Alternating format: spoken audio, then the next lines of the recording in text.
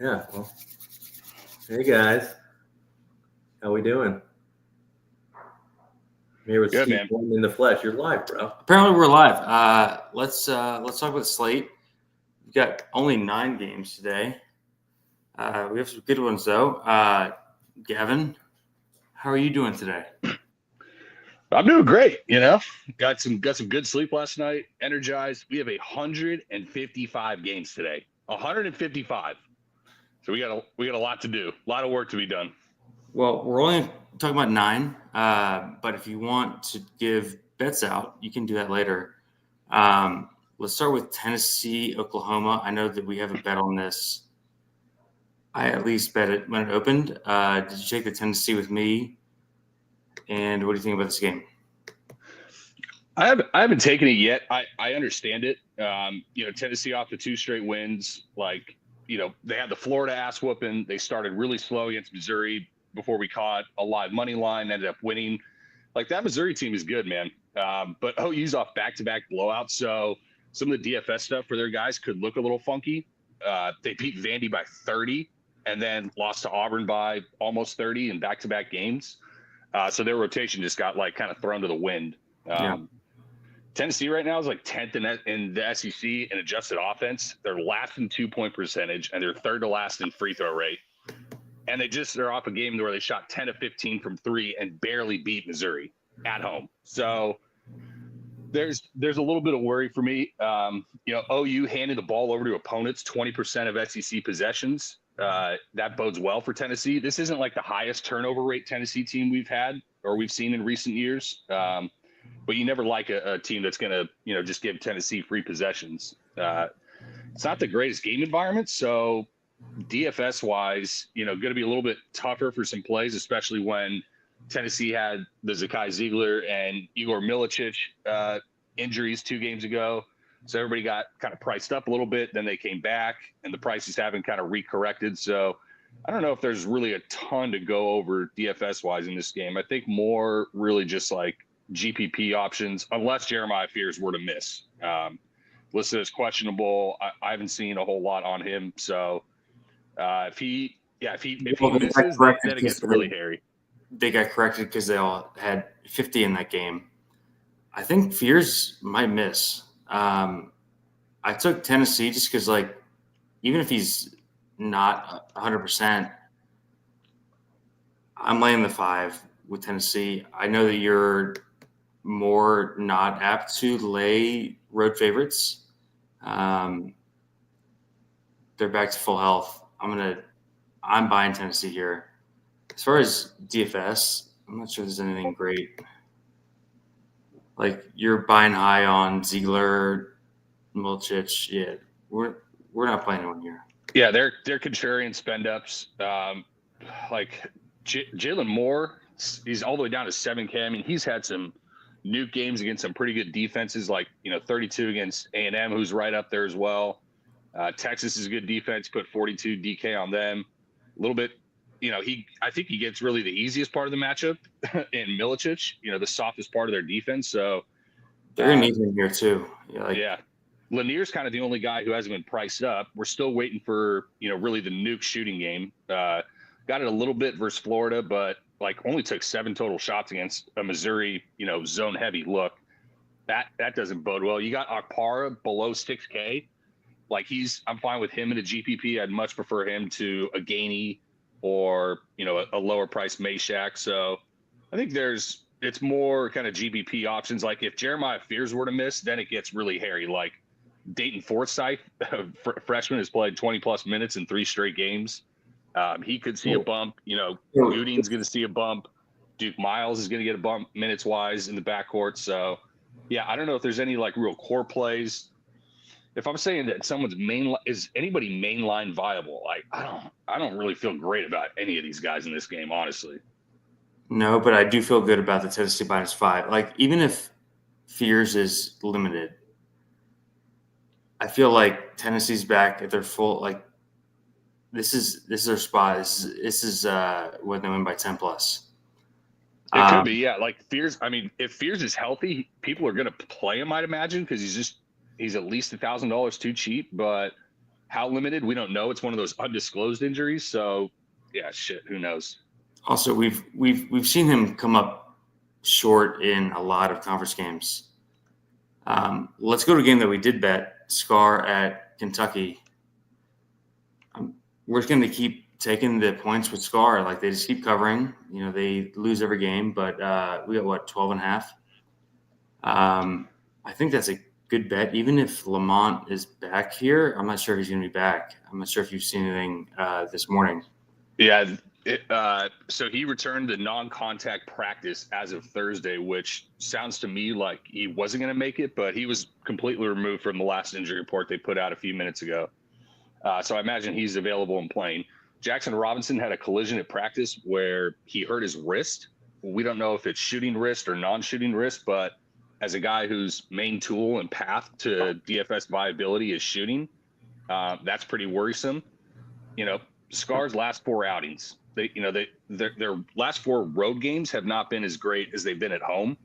You know, you lose by double digits at Georgia, you lose by 20 at OU, you lose by 35 at Mississippi State early in the conference. So, yeah, it's going to be tough. But, 2 teams that are going to play through a hub big for a fair amount. Like Kentucky's defense has just been god awful in conference play. Scar's going to bomb away from 3. So it's a decent matchup. Have you pulled up Kentucky's defense since the new year? I will do that as you talk about the DFS plays. Well, it's worse than Boston College. So yeah. So for Scar, we haven't really played Murray Boyles that much this year. I feel like this is a really good spot for him. He's playing max minutes. He's gonna who's gonna guard him on Kentucky? Amari, he's running point. I think this is a really good tournament play for Murray Boyles. Like, he's 10K, but I'm probably going to play him. He's probably going to go, almost unowned. Kentucky's defense is outside the top 200 in defense since the new year. So that gives you an idea. Murray Boyle's upside here is like 20 plus points with a double and a few assists and a couple stocks. So yeah, he's going to get paced up. He's going to play a bad defense. I think he's a really interesting contrarian GPP spend up on a slate where we got a fair amount of value. So playing one of these 10K guys, is viable. Yes, and he's also got we haven't played that much this year, but I think this is a great spot for him. I'm not really that interested in any of the Kentucky guys. Are you?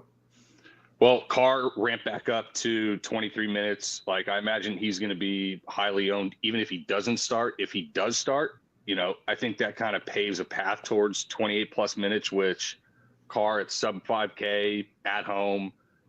You're probably then locking him, if not core play, mainline viable. They're going to give him that many minutes. They love Almanor and Garrison. Are they going to give him 28 minutes? Because at his price, you kind of need more than 25. Yeah, I mean, he can definitely get there. I don't know how much longer Almanor is for this lineup playing, mid-teens to high 20s minutes. He was the worst player at the court in that game. He just played 15 minutes. He had as many stats as I did in that game. Literally not a stat to his name in 15 minutes. So, and Carr brings some stretchability that is really the only thing Almanor gives you. So, yeah, I could see Almanor continue to cede minutes to Carr. Carr, even if Carr plays 26 to 28, he could still definitely get there in a pretty favorable matchup. Not tempo wise, but defensively matchup wise. Yeah, you're gonna love this. I was talking with our boy from the 3-Man Weave who said Omar should play 5 minutes, which it's fine. He should. Yeah, he's not very good. He was at what was it, Fairleigh Dickinson? I mean, he's just not really a primary minute getter in the SEC. No. Yeah, I mean, Carr should be playing 28-30. You can buy on it here. I bought on it. I'm pretty sure we both did in that late slate. But I played him the game he played 1 minute in, so I'm probably playing him again here. Yeah, but you're projecting, right? Like, I kind of think they're just gonna play all those dudes, and just kind of keep him where he's at. Like, he's not cheap. He's 4'8". Yeah, he hit like his path to burying you is what 30 at 30 plus DK. Then you're starting to talk about like, yeah, he's going to start showing up in optimals. He's not getting 30 DK. Yeah, it's like then he's probably got to get to at least 28, if not 30 minutes, or run super hot on stocks. Yeah, I think that you can pivot around him. You don't have to play him because you're right. The ceiling is somewhat capped unless Almanor is literally playing like 2 minutes, because then it's getting crowded with Amari Williams, with Brandon Garrison in the front court. So yeah, I don't know if he's like a absolute stone lock. Now, if he starts, I think that's a little bit different question. But yeah, off the bench, I don't think you really have to play him. But keep in mind, like, if they are down Robinson, that doesn't positionally help them. Like, Carr's not playing the 2 or getting minutes at the 2. But just like kind of one less real body. I mean, are they going to just shove in like Trent Perry more minutes if Jackson Robinson doesn't play? It's ridiculous. That's what they've been doing. I know. It's incredible. So we're going to the next game. We are playing is your guy who you've argued for 3 years to get more minutes. Bartholomew, 5,500. I mean, this is a lock for me. When we were in Vegas, he was either hurt or not playing, but he's been awesome lately. This is a weird spot for Oregon for sure. We have not bet against Sparty at home this year, but I think Bartholomew is a play for us. Yeah, game-wise, I mean, Sparty lost the back-to-back games on the West Coast road trip, but they're still 8-3 in the Big Ten ATS. Maryland, incredible. They're not going to play any sort of math ball. They're dead last in Big Ten 3-point rate, and they're shooting 32%, which is like 4th worst in the conference. They're also sneakily turning the ball over a shit ton for Michigan State, and Jeremy Fears just popped up on an injury report as questionable. So if they don't have Fears, there could be a little bit added extra issue with the Oregon traps and matchup zone stuff. But Oregon has 4 straight losses. They played Michigan close, but they're the 2nd worst overall Big Ten offense and the 2nd worst 3-point defense in the conference. So those tend to not add up into your favor. We know Sparty's going to try and get out and run in transition, top 15 nationally in transition shot rate. Oregon's matchup zone and traps, they do limit transition a fair bit. So not like Sparty runs wild here, but God, they should be able to kill Oregon inside. Both ways at the rim. Sparty is way stronger, so yeah. I certainly understand the -8. I have one thing to ask you about. Akins played 30 minutes last game. Do you think that's going to stick? He's 5,600. Yeah, I think he's a really good play. Does he get to 30 minutes? No, I think it's like if you want a median projection, like I think he's more the 28-minute type with a little more upside. So yeah, I mean, he's a great catch play. He's going to take a bunch of threes against a really soft zone defense. So 30 minutes, I think that's more kind of ceiling wise for his, minutes, like maybe 31, 32 if he's, hitting a bunch of shots and he's not pissing Izzo off. Yeah, he's definitely a little bit too cheap in this spot. Does it help you that Izzo said that Richardson has not been playing well and he wants to play his best players more, which is clearly Akins? Like, yeah, I mean, Izzo's not. Akins are like 6'2". He's 5'6", dude. I mean, I know. He's too cheap for sure. He's playing Oregon. Yeah. This is a spot to play Akins. If we're ever gonna play a Sparty, this is it.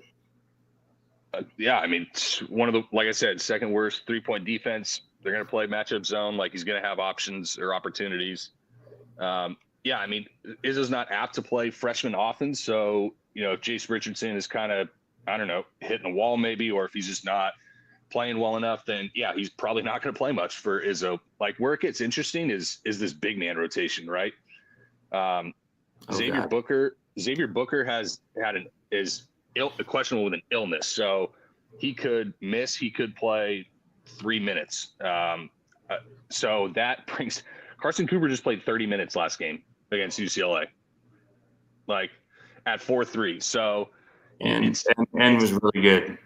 It's not ever going to be safe. Like Jackson Kohler's down to 4.8, like because he's not hasn't played 20 minutes since basically in the last month. But like I mean, he has outside double opportunities if he can stay out of foul trouble. He fouled twice in the first half of the UCLA game in 5 minutes, fouled twice in 6 minutes in the Rutgers game. So if he could just keep his hands to himself a little bit and gets a path to 20, I think he's an interesting GPP option. All this semi-contingent on, they're a little bit better plays if Booker misses, which it looks like he very well could. I think Akins is the best play in the game here. Well, yes. Like if he plays 30, that's good. Like he's going to crush Oregon. The next game is the game that we have a bet on, or at least I do. We would fade in Texas the entire year. They have fucked us a couple of times. But Vandy here, I think, is in a great spot. But I don't think there's that many DFS plays. What do you think about the game overall? Did you take Vandy with me? Yeah, I think it was 1.5 when we took it. Vandy has 2 straight double-digit road losses, to Florida. That's okay. And then we mentioned the 30-point game versus OU. Yeah. Texas just got run out of the gym by a Boogie Flanless Arkansas team. Caught Arkansas just in a nut spot after the, rebound victory for Cal in Lexington. It was a 16-point shot quality win, but I mean, Texas was down like 23 points late in the game. And went on an insane run. So I think we have to pause and talk about Arkansas. Are they on the slate? No, but then we don't need to talk about them. But who's playing 38 minutes a game now? Nelly Davis. Imagine that. Wow. Okay. And he's Vandy opponents. How about this? Vandy opponents are shooting 42% from 3 on them in conference play. So Columbia is the worst 3-point defense percentage in the country. They're 40.2%, and Vandy's opponents are shooting 42% from them or against them from 3 in conference play. So they're definitely do a ton of positive regression in that facet on the defensive side. Vandy really tries to turn you over. It's the best turnover defense in the SEC actually, but Texas handles the ball well. Trey Johnson, Tremont Mark, like for all their foibles in the shot selection department, these are guys that do protect the ball because they have to protect the ball because they need to get their shots up. So they don't want to give it up just so they can shoot it. So, Texas's path, is I think getting to the free throw line here. Vandy's last in defensive free throw rate in the SEC. So, typically if that's their path on the road, I think this is a really good Vandy spot here, as indicated by the, I think now almost 4-point premium you're paying to the Ken Pom projection. So in our preview show, Vandy was a buy for both of us, and they're up like 40 points on Ken Pom. It's a great betting spot for Vandy. I'm not sure. Can we trust anyone? So can we trust anyone in DFS? Like Tanner's cheap, man is cheap. They're gonna pop in projections, but they could play 14 minutes. Yeah, I mean, like Kaluma's gonna pop. I mean, no. The Vandy guys are gonna pop because they're 4K. Yeah, I mean, MJ Collins, Chris Mannon, Tyler Tanner. I mean, almost throw like Julian Larry's in kind of a similar discussion. Like, can they get there in 20 minutes in this game environment? Potentially. I wouldn't say that any are must plays. They're more as a last man in, I would say, for your main line than anything. I think Tanner's the best play. I think he has the upside of 4K to get you there. I'm not messing with the forward rotation with Vandy. We tried that. It's just not happening. I think Tanner, Texas is pretty strong inside, so yeah, I don't think it's not a great McLaughlin spot. Jason Edwards off the ball is probably going to draw the Jamal Mark matchup, which doesn't bode well. But he's got 20 real points in 3 of the last 5, 18 plus in each of the last 5. So like 6.2 at home, you want to play Jason Edwards. I don't mind it, but I wouldn't call anybody in this game like must play. There might be a couple mainline viable guys, but I think this is more kind of a GPP play. This game could get up and down. Like I think total's well over 150, which is one of the higher ones on the slate. Yeah, the Jalen Carey McLaughlin, I don't really know what to do with. So I think McLaughlin is a sick like $30 Q play, because in the games that they've been close, he's played like 30, 32. I'm not sure if it's like foul trouble for the other guys or like he's playing well, but he is cheap. I would definitely play him over Edwards. I think he has like upside at 6'3". I don't know. Yeah, I'm surprised he wasn't popping higher in projections because I guess he's semi up there towards the top. We have him for 28 minutes. Yeah, I think that's probably right. But I mean, shoot, he's had 26 DK each of the last 4 games, two 30-point games, 1 double in there. So yeah, you want to play McLaughlin? I think, yeah, good GPP play. All right, let's go to the next game. Michigan at Indiana. I took Michigan minus 2.5. That's an egregious line. Michigan's going to win this game by 18. Yeah, well, we got the big news that Woody is going to be stepping down after the year for Indiana. It sounds like he wasn't taking the conditions that were laid upon him very well, so it's going to be a really weird atmosphere. Like, I think Indiana gets fully up for this game and let's do it for Woody kind of thing, or they just come out. I would say completely flat, but that's just Indiana's MO. Like, they just come out flat every game. So Michigan's going to roll this team. Yeah, they got 3 straight wins, but they're 3 straight ATS losses, like 3 basically 1-possession games versus the team that's in 9th in the Big Ten standings, the team tied for 11th in the Big Ten, and the team that's 17th. So it hasn't been an impressive run. That being said, Indiana themselves have 4 straight losses. So, So you're on Purdue. I'm on Michigan to win the conference. Yeah. The Indiana rotation was kind of weird last game because Wisconsin just jumped all over them. It was like 30-13 through the first 10 minutes of the game. It was 40-28 at half. Whiskey got up by 23 at one point. So, yeah, the Indiana rotation got kind of thrown into the wind. We know about Michigan's turnover problems. Indy's not going to really accentuate that. They're 16th in the conference, forcing them with a really passive, crappy defense that can't rotate off the ball at all. Indiana is also another team top 25 in ISO rate, and they're bottom 40th nationally in ISO point per possession, which just epitomizes the Mike Woodson era. You're really bad at something, so you do it at a top 25 frequency in the nation. There's Indiana bottom 50 in transition defense. We know Michigan's going to run. So yeah, it took me longer. I got to a 3 instead of a 2.5, but yeah, I think this is all Michigan spot here. Yeah. So Gav, how do you even do Indiana minutes? I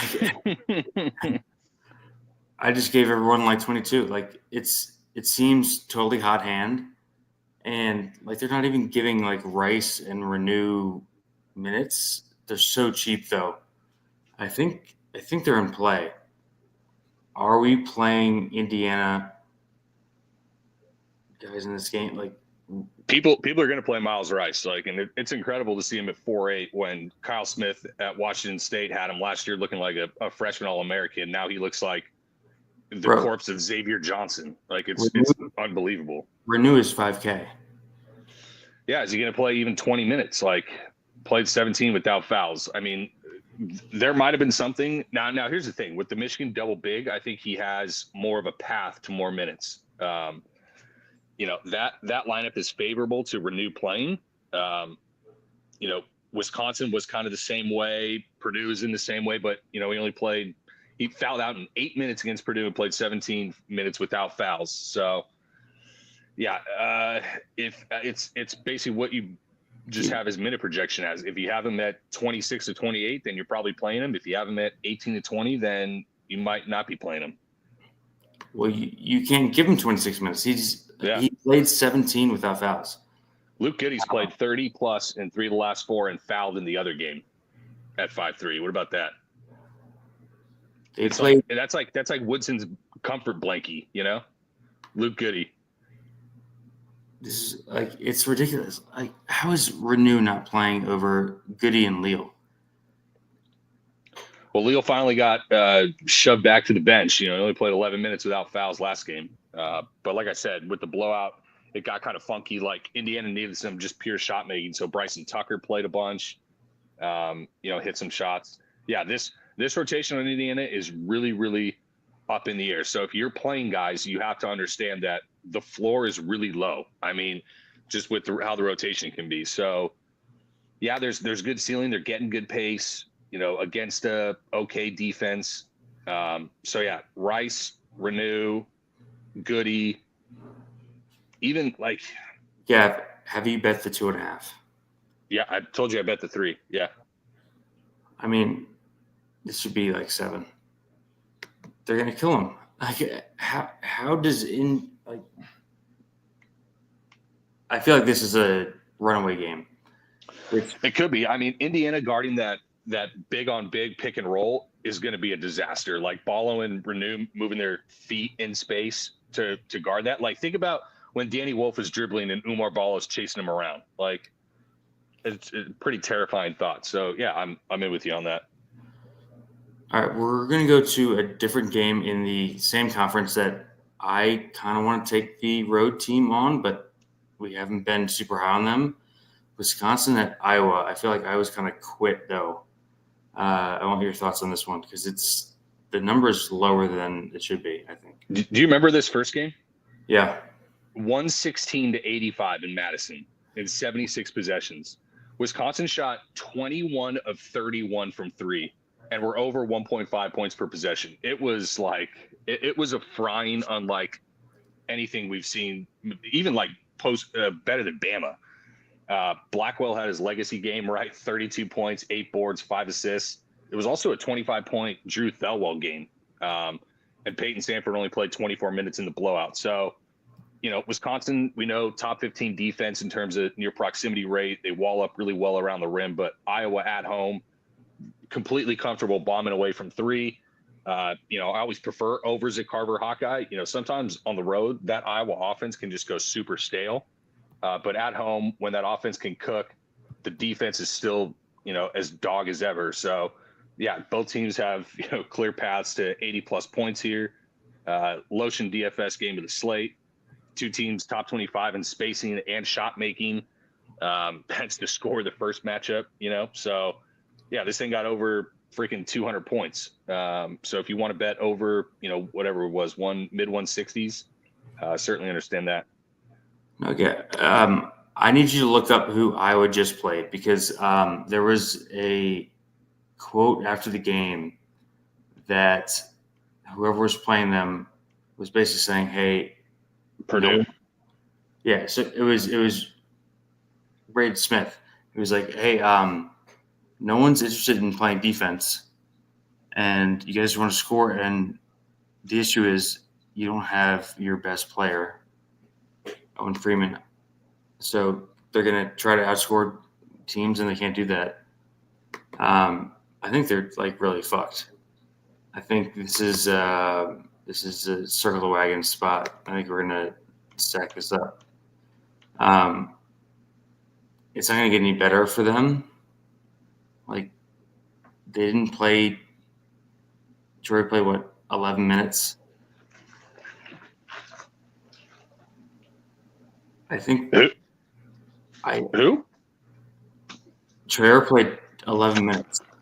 Yeah, I mean the 5 spot is going to be, I think, just a total disaster, right? That's where everyone's going to look with the Freeman injury. Even Braun played a little bit. Mulvey played a little bit. Like, is Troy going to play? Yeah, he was doing really well in the first half. I don't think it was injury. I'm not really sure. Like, Iowa was pretty scrappy with Purdue. But I think, yeah, in this particular spot, it's probably Wisconsin or pass for me. I'm going to bet Wisconsin. Like, how do they not cover this 3.5? I think this is one of those spots where, like, I think the team's going to quit on them. Iowa could very soon be a circle in the drains team, 100%. I don't know if this is the spot at home, though, in kind of a good, not full, I don't think this is like a full-on rivalry, but this is a good little Big Ten battle over the past few years. So what was it? I think 2 years ago was when each team won in each other's building. Like, these teams have fought each other hard, but like eventually this Iowa team, I agree, is going to probably run out of gas. So I was talking to your good friend Jim Root, and he basically said there was like 30 people at their last home game. So I'm not buying. I'm gonna fade Iowa. I think we're going to keep doing that. Wisconsin's got to cover this. All right. UCF Baylor. We have bets on this game. I told you, UCF overs. Yeah, they just. What was the last game? What was the last game? It was like 130. Cincinnati. Yeah, UCF just allowed 93 to Cincinnati, who is the worst offense in the Big 12 and hadn't scored 90 in a game since the very first game of the year when they played Arkansas Peanut Butter. Like, just terrible. So, yeah, they're the worst Big 12 defense by margin. They're the worst team allowing offensive rebounds in the conference. Hello, Omir and Josh O. Second worst three-point defense, third worst two-point defense percentage. And to top it off, they're the number one tempo. So, yeah, this is – everyone's back for Baylor here. We have Edgecombe news? Majewski said that everyone's back. All right, I'll double check on that, but I don't think I've seen anything on Edgecombe. This is still just a total lotion spot for Baylor. Like, well, he DM'd me that he's in. So, all right. Then in that case, Rob Wright has been on an unreal heater, but now it's 7K. It gets a little bit thinner. Omir is, I would say, in the conversation for primary spend up options on the slate. Like, I don't know how he doesn't double in this spot, and the upside is like kind of what he did against Utah, which is like 20 and 12. I think this is a better betting spot than a DFS spot for Baylor. I mean, that Josh O is sub 5K playing basically 30 plus minutes a game, and with a path to rebounds against a terrible rebounding team. I think he's like core play, potentially mainline viable. Roach is probably more of the cash play. Like, he did come back and play, 38 minutes last game after missing time. I think it was concussion for him. Like, Darius Johnson, I imagine, is going to pop pretty well. 7K flat, playing all the minutes, good peripherals, got 0 stocks and still got to, almost 5X at this price last game against Cincinnati. I was better defense than Baylor. I was the only one on him, and he had no steals. Yep. Played 39 minutes. Yeah, I was going to play him until old Dylan Harper returned, and then we got the pants off play with him on late swap. But I think pretty good DFS spot. I mean, the question is, like, Edgecombe at 9-1. If he does come back off the ankle, I just got no idea. Everyone's been. Keep going. There's new Jeremiah Beers news. Game time decision. They're all going to play. We're going to bet. It's going to be hairy. We're gonna get the blazing 5 in here real quick. Oh shit! Yeah, hold on. Fire away, coward. Oh. Michigan, Vanderbilt, whatever, Vandy. Troy, Western Michigan, and Southern Illinois. There you go. Live on the show. There you go. Vandy is the play. All right, let's get through these last couple games so you can stop torturing me with this show. We have more games. Yep, 2 more games. All right, Kansas State. I don't think we can keep paying for Hunter. Like, it's just not the same thing. Yeah, I mean, when you insert a guy of Flory's caliber into the lineup, then who basically does exactly what Hunter does, yeah, it's gonna lessen the floor. Like even if Flory's not going to play, God, what was it? The nearly 30 plus minute 2-game stretch that he had against UCF and Houston. Then it's going to be tougher for him to get there. K-State, Jerome Tang, 2-0 straight up against KU at the Octagon.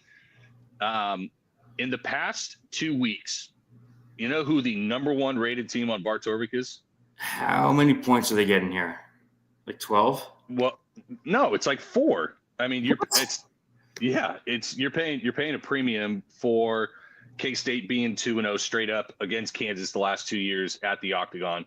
K-State is the number 1 team on Bar Torvik in the last 2 years. They were down 15-0 to ASU and went on a 48-20 run and held them off late. They've shot 44% from 3 the last 4 games at home, now in a rivalry. Their issue, they can't hold on to the ball, outside the top 300 in turnover percentage in that 2-week span. But this isn't really a high-pressure KU defense, so it does set up pretty well for K-State, not being big man-centric, not having to force it through Hunter and Flory. K-State's the second worst rebounding team in the conference, like behind UCF, and KU's collecting 30% or more of their misses with Flory in consistently. So Kansas's path is winning on the glass. K-State is probably from the arc. K-State has the best offensive momentum for any power conference team in the country. So the sell high is coming for them. But man, in a full-throated rivalry spot, I just don't see it. 4.5. No. This is. Do we just take Kansas here and hope like Doug just turns into a? Doug's playing 38 minutes. Yeah, I'm not betting this game unless it's live. Doug is in our optimal right now. Okay, I'm going to win all the money or none of the money then today. I'm probably going to bet Kansas just because this is a dog shit. Yeah, 4.5.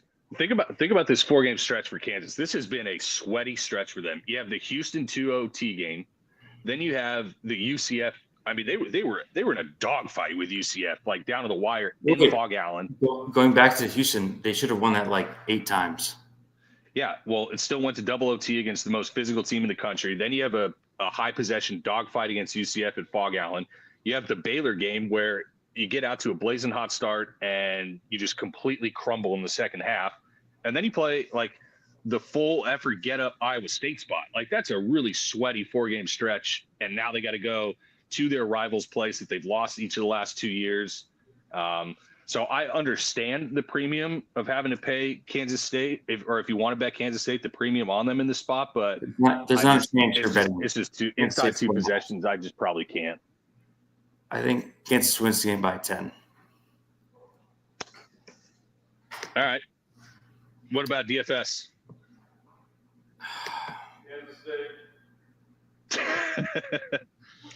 Yeah, no, we're not betting Kansas State. DFS, well, like you bet on Mayo, he's too expensive now. The issue is Doug McDaniel is going to be in every optimal. Do we trust him? Do I trust him?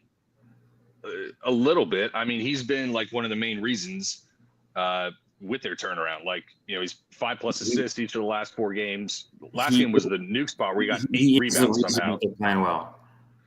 Like, yeah, he's finally kind of taken full control of the point guard duties when Jerome Tang was starting like Max Jones earlier in the year and CJ Jones and stuff like that. So, yeah, at least he's at home. If this was Fog Allen, I'd be probably a little bit more hesitant. But no, you want to play Doug McDaniel, he's fine. Mainline viable, kind of potential core play for some. I'm good with it. DeJuan Harris is still coming off that ankle injury. So he may not be 100%. It may not be the brutal matchup that we see on the ball with KU. We have not seen him on ball for their big games. He's been kind of sitting in the corner with he is not the defensive menace that I think people give him credit for. Speaking of defensive menaces, this is I think my favorite game of the day. Marquette at Creighton. if Creighton doesn't win this game, this is a Creighton spot. We got what, like 1.5? Yeah, I think it's up to like 2.5 juiced or 3s in some spots. This is a really funky game the first time around. If you remember, Creighton like got to a point where they were nearly up double digits, like heading into the final media time out of the first half. Marquette reels off a 12-0 run at the end of the half, like they're out to do with their kill shots. And then they kind of just hold Creighton at arm's distance the rest of the way. Creighton did shoot 22% from 3 in that game. This was the game Kalkbrenner missed a billion point-blank shots. Like, Kalkbrenner is working on his 4th straight top 15 effective field goal percentage nationally, 4 straight years. And the guy doesn't really shoot 3s, which makes it even more incredible. Like, a historically efficient guy around the rim missed a billion point-blank shots. Him and Ashworth were combined 18 points below expectations on shot quality. So, you know, Creighton fought in that game. I think they lost by 2 possessions with those 2 guys having terrible games. You know, Marquette lives off elite 2-way turnover numbers. Creighton can get a little bit loose with the ball. But at home, you know, I feel much better kind of in Omaha, you know, 8 straight wins, but Creighton only has 1 win in those 8 games against a likely tourney team. And it was at UConn, which, you know, UConn's got its own issues big time. So we saw that. Yeah. Yeah, like Marquette's another team. Kalkbrenner also had 0 blocks in the first game, and Marquette is the 6th highest near proximity rate in the country. So I'd be shocked if he has 0 blocks again. I'd be shocked if he misses the amount of point blank shots he did in the first game. So, you know, but he's also in much better recent form heading into this game than he was heading into last game. And that's also with the price at 10-8. So yeah, this is my favorite bet of the day.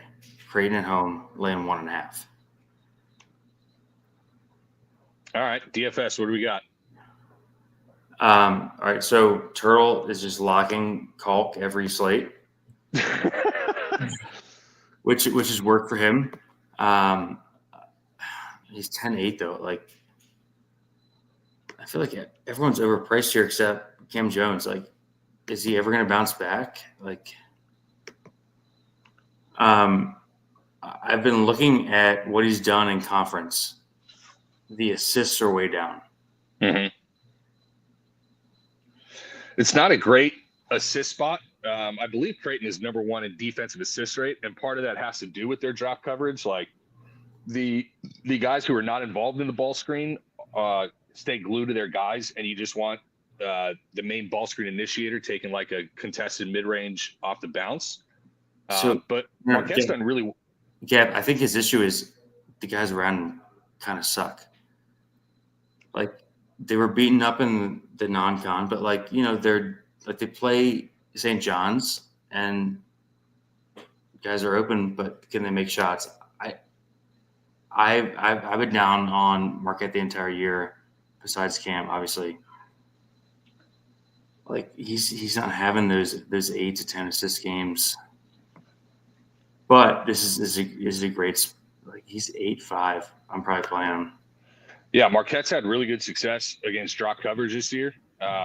Beat Maryland on the road, smashed Purdue at home, beat Wisconsin by 14 at home, beat Creighton the first time. Like, they've had really good success against drop coverage. Someone's going to take shots besides Cam. Yeah, he is in a really good spot. We went 44 DK against Creighton.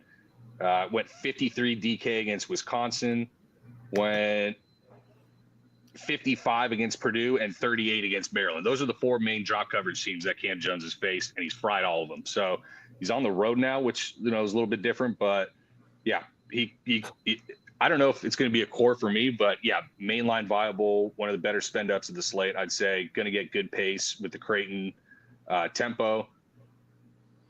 So Jack Miller, who works for ETR, when I was talking to Cam Jones, he's like, have you looked at what he's shot in conference from 3? Mm-hmm. It's like 30%. Yeah, his 3-point ball is not falling. And like, he was like a 40% shooter on like over 200 attempts last year with Kolek and Oso. And is facing a little bit, I think, of the Kalkbrenner treatment. Like when you go from being the third, fourth, or fifth option on a team to being the outright number one, then the scout gets a little bit tougher. Matchups get a little bit more catered specifically to you. And Cam Jones is not making shots. Like eventually, I can't imagine he's going to go 1 for 5 every single game the rest of the season from 3.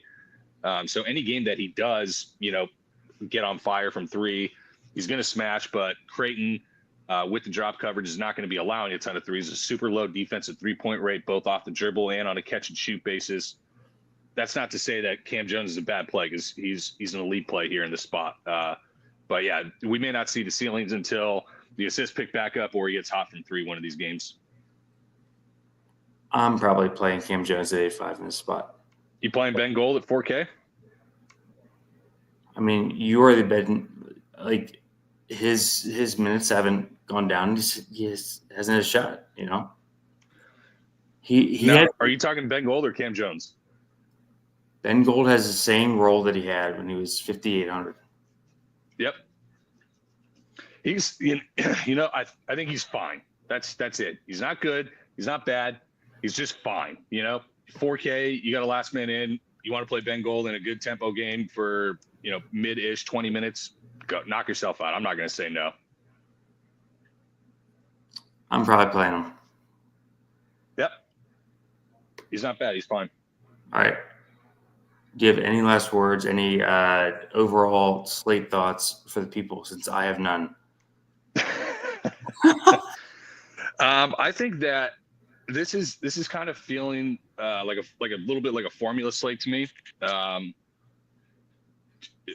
Let's go over OU if Fears sits, because that could definitely be, even though actually it's Tennessee, so it's not like you should be clawing to play these guys. But Kobe Elvis at 3.6 is going to get a big jump in point guard minutes. I think he's probably the largest beneficiary and puts him in play, even though, yes, it's against Tennessee, but he's 3.6.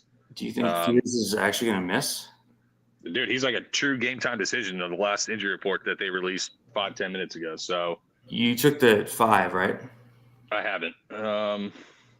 Also, like the chat is just killing me. Come on.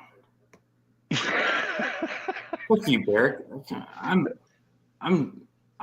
here. Let's go. What? Let's see. Anything else that we need to discuss? There's there's a lot of guys in 4K that are in play. I don't know if any are real must though. I wouldn't even call Ben Gold a must.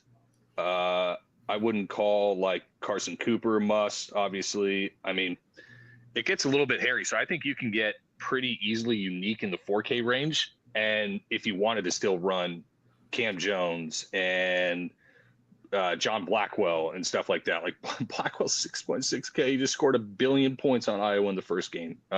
He's losing minutes to bots. I think if you don't play John Blackwell at 6.6 in this spot, you're asking for problems. He's playing 26 minutes. He is not the 35-minute guy. He fouled against Northwestern, and then they were blowing Indiana out early. So I still think he's going to be a 30-plus minute guy. But let's see. I think we have him for like 28, and he definitely pops at 28.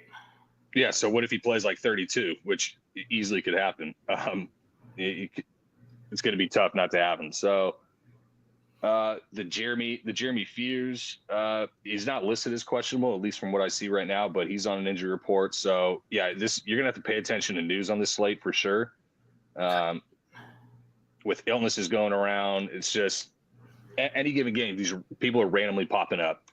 So make sure you're in the Discord, paying attention, because it could get pretty hairy injury news wise by the end of the slate. All right.